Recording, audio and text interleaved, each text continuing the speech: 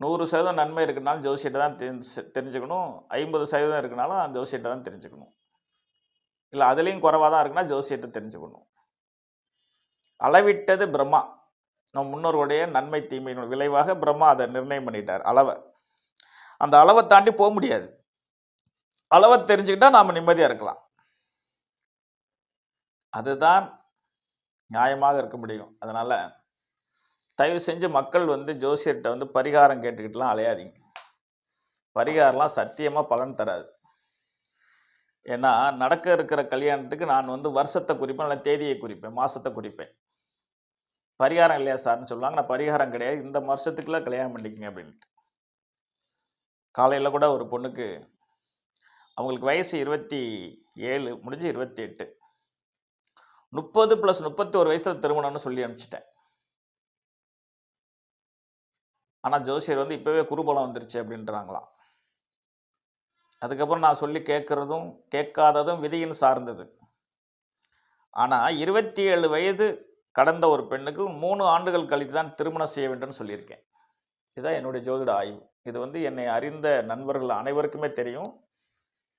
நான் எதையுமே பரிகாரம் பண்ணிக்குங்க, இல்லை வயசு வந்துருச்சு உடனே செஞ்சுக்குங்க அப்படின்னு நான் சொல்ல மாட்டேன்.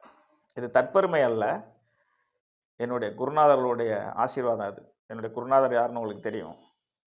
அன்னை பராசக்தியும் மகாதேவனும் எம்பெருமான் முருகனும் குலதெய்வமும் காரணம், நான் அல்ல. அதனால் தயவு செஞ்சு ஜோதிடர்கள் நான் முதல்ல கூறிய அமைப்புப்படி ஜாதக கட்டத்தில் நீங்கள் பார்த்தீங்கன்னா கோதானம் செய்ய சொல்லுங்கள். தலை சிறந்தது. குலதெய்வத்தை வழிபாடு பண்ண சொல்லுங்கள். பயமுறுத்தாதீங்க அவங்கள.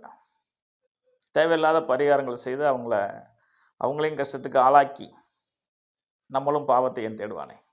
தேவையில்லையே. ஒவ்வொரு துறையில் இருக்கிறவங்களும் அவரவர் துறையை மக்களுக்கு இது மக்களுடைய சேவை என்று மக்களுக்கு தேவையான உதவிகளை நம்ம அறிவுபூர்வமாகவும் ஆக்கப்பூர்வமாகவும் தெய்வத்துக்கு பயந்து அவங்களுக்கு நம்ம வழிகாட்டினா அதை விட சிறந்த ஒரு பணி, சிறந்த தொண்டு உலகத்தில் இருப்பதாக எனக்கு தெரியல. அதனால ஜோதிடர்களும் கொஞ்சம் கவனமாக மக்களுக்கு வழிகாட்டுங்கள்.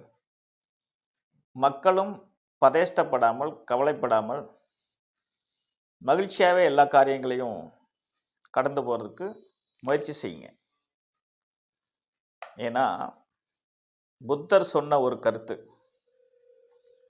இதுவும் கடந்து போகும், இந்த நிலை மாறும்.